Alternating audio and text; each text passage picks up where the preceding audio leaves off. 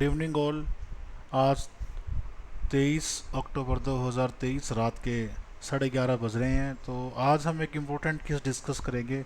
क्या trial court, sessions court, अगर कोई केस ट्रायल अगर सेशंस कोर्ट में चल रहा है, क्या उसको स्टे कर सकता है अपने आप?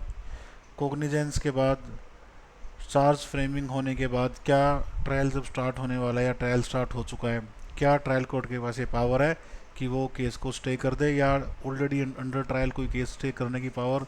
इसका आंसर दिया है मध्य प्रदेश हाई कोर्ट ने अभी अभी। अभी लेटेस्ट जजमेंट हम देखेंगे, जयराज चौबे वर्सेस दिनेश पुजारी। तो आइए चलते हैं अपने हम जजमेंट पे। तो आप देख सकते हैं एक फाइल यहाँ पे पीडीएफ खुल गई है। ये फाइल आपको नज़र आ रही है, whether trial court can stay its own proceedings in criminal cases, ये क्वेश्चन मार्क यहाँ पे। तो ये देखिए, इसका एमपी हाई कोर्ट का डिसीजन है 11 अक्टूबर 2023 का। तो देखते हैं इसके फैक्ट्स में क्या कुछ है, लेट्स सी। तो जयराज चौबे वर्सेस दिनेश पुजारी ये केस है, आप नोट कर सकते हैं। यहाँ पे जो जयराज चौबे हैं ये पेटिशनर हैं जिन्होंने मध्य प्रदेश हाई कोर्ट में पिटीशन लगाई है। इनको यहाँ पे एप्लीकेंट लिख के रेफर किया गया है। सो पेटिशनर या एप्लीकेंट एक ही बात है, डोंट गेट कंफ्यूज्ड। दूसरे रेस्पोंडेंट है यहाँ पे दिनेश पुजारी। तो जयराज चौबे ने यहाँ पे, जो प्रेजेंट पिटिशनर जयराज चौबे हैं, इन्होंने कंप्लेंट फाइल की थी मजिस्ट्रेट के सामने under section 200 of CrPC. 200 CrPC में कंप्लेंट बिफोर मजिस्ट्रेट का प्रोविजन दिया हुआ है। यहाँ पे इन्होंने सेक्शन 420, 467, 468 एंड 471, इन 4 सेक्शंस के अंडर ऑफेंसेस हुआ है इसको, लेकिन उन्होंने पिटीशन कंप्लेंट फाइल की थी before magistrate under section 200 of CrPC. Section 420 क्या है? 420 है cheating and dishonest inducement of property, dishonest inducement to deliver property. 467 है आपकी जो है फोर्जिंग अ वैल्यूएबल सिक्योरिटी और विल कोई नकली डॉक्यूमेंट तैयार करना, विल वैल्यूएबल सिक्योरिटी नकली तैयार करना।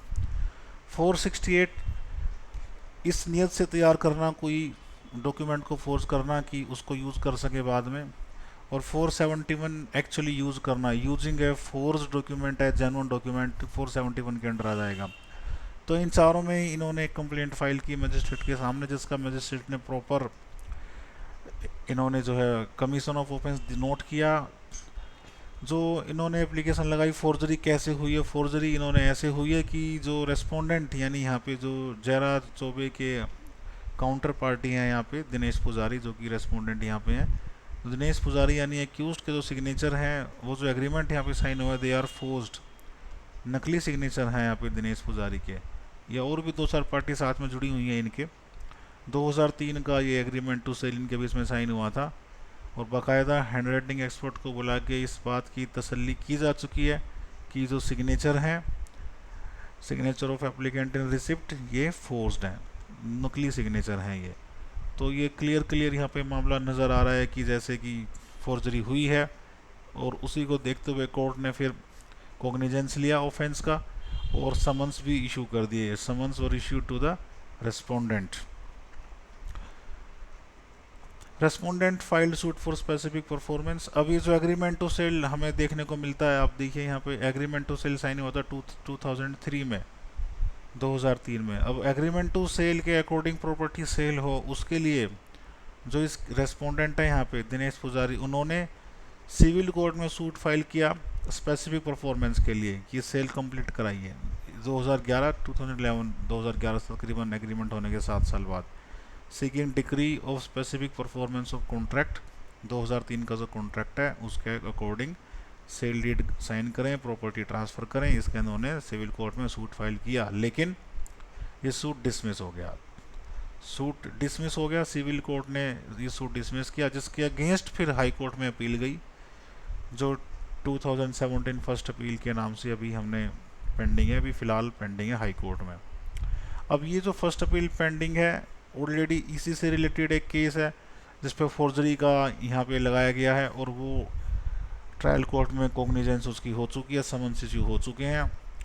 अब इस फर्स्ट अपील के पेंडिंग रहते हुए, जो कि सिविल केस की है, क्या ट्रायल कोर्ट क्रिमिनल केस को स्टे कर सकता है? सवाल ये खड़ा होता है। और आइए देखते हैं आगे यहाँ पे।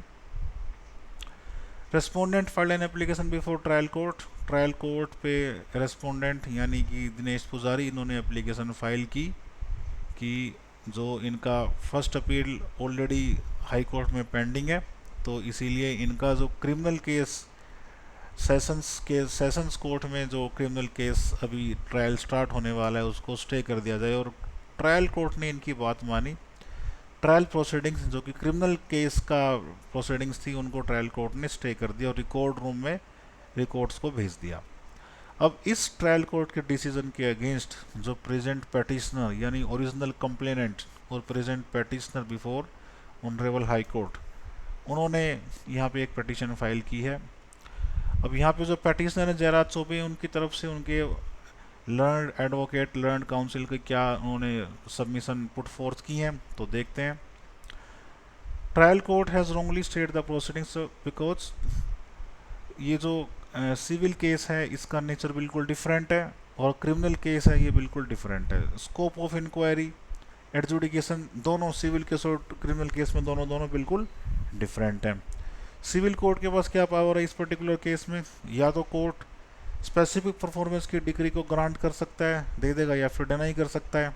इधर court can grant the degree और कोर्ट कैन डिक्लाइन, दोनों में से एक काम होएगा। लेकिन अगर चार्ज फ्रेम हो गया है वो भी बड़े ग्रीवियस ऑफेंसेस 420, 467, 468, 477 आईपीसी में, तो सिविल कोर्ट तो पनिशमेंट नहीं दे सकता। सिविल कोर्ट के पास पावर नहीं है पनिश करने की, पनिशमेंट तो क्रिमिनल कोर्ट ही देगा यानी सेशंस कोर्ट ही देगा। तो इसके लिए ये जो क्रिमिनल कोर्ट यानी सेशंस कोर्ट ने प्रोसीडिंग्स को स्टे किया है, that is not as per law. ये put forth these arguments have been put forth by learned advocate for the petitioner. और उसको काउंटर करने के लिए जो रेस्पोंडेंट्स के काउंसिल हैं उन्होंने भी अपनी आर्ग्यूमेंट्स पुट फोर्थ किया। उनका कहना वही है जिसको लेके ट्रायल कोर्ट ने फर्स्ट अपील के पेंडिंग रहते हुए, सिविल अपील के रहते पेंडिंग रहते हुए, जिसके रहते ट्रायल कोर्ट ने क्रिमिनल केस की ट्रायल को स्टे कर दिया है। तो उनका यही कहना है कि वैलिडिटी ऑफ सेल एग्रीमेंट और रिसिप्ट ऑलरेडी अंडर कंसिडरेशन है हाई कोर्ट में, तो इसलिए trial court should not proceed with the criminal case. Trial court को क्रिमिनल केस में आगे नहीं बढ़ना चाहिए और कोई इंटरफेरेंस की यहाँ कोई फिलहाल ज़रूरत नहीं है। यानी जो डिसीजन ट्रायल कोर्ट का दैट शुड बी देयर, वो अभी क्वेश्चन नहीं किया जाए, उस पर स्टे ना लगाया जाए। अब हाई कोर्ट ने क्या ऑब्जर्व किया, हाई कोर्ट ने पाया once the chargesheet has been filed then accused either can be discharged और convicted by the trial court. Chargesheet file होने के बाद, चार्ज अगर फ्रेम हो चुके हैं, चार्जशीट फाइल होने के बाद या तो चार्ज फ्रेम होंगे या फिर डिस्चार्ज किया जाएगा। अगर डिस्चार्ज हो जाएगा तो कोई इशू ही नहीं है। अगर चार्ज फ्रेम हो गए तो चार्ज फ्रेम होने के बाद या तो कन्विक्शन होगी या फिर एक्विटल होगी, और कोई रास्ता नहीं बचता ट्रायल कोर्ट के अंदर। अगर सेशंस कोर्ट की बात करते हैं तो no provision in CrPC to stay the trial by the trial court itself, ये खुद मध्य प्रदेश हाई कोर्ट का कहना है कि सीआरपीसी में ऐसा कोई प्रोविज़न है नहीं जहाँ पे ट्रायल कोर्ट खुद ही अपने ट्रायल को स्टे करा पाए। मैक्सिमम क्या हो सकता है, ये पावर हाई कोर्ट के पास है। जैसे सेक्शन 482 इनहेरेंट पावर्स की बात करता है, इनहेरेंट पावर क्रिमिनल केसेस में केवल हाई कोर्ट के पास है 482। सिविल केसेस में तो डिस्ट्रिक्ट कोर्ट के पास भी पावर है, सिटी कोर्ट सिविल कोर्ट के पास पावर होती है डिस्ट्रिक्ट लेवल पे सिविल केसेस में इनहेरेंट पावर्स, जो इनहेरेंट पावर कोर्ट यूज़ कर सकता है। अगर कहीं पे कोई पावर मेंशन नहीं है सीपीसी में तो डिस्ट्रिक्ट कोर्ट उन पावर्स को यूज़ करके जस्टिस कर सकता है सिविल केसेस में। लेकिन सेशंस कोर्ट के पास इनहेरेंट पावर नहीं है। क्रिमिनल केसेस में इनहेरेंट पावर के लिए प्रोविजन है section 482 and that too has been vested with high court not with sessions court. एक तो ये रास्ता है। दूसरा रिवीजन भी हाई कोर्ट ही करेगा, रिविजनल पावर भी हाई कोर्ट के पास है, बिकॉज यहाँ पे लिखा है सुपीरियर जुडिस्डिक्शनल रिविजनल पावर, ये भी पावर हाई कोर्ट के पास है या फिर सुप्रीम कोर्ट के पास तो भी सारी पावर है, उनकी तो बात ही क्या करनी है। तो वही इन प्रोसीडिंग्स को क्वेश कर सकते हैं या फिर स्टे कर सकते हैं। तो ये इन्होंने जो है ऑनरेबल हाई कोर्ट ने यहाँ पे केस का भी रेफरेंस दिया है, राजेंद्र सिंह वर्सेस सुरेंद्र सिंह 1993 का ये केस है।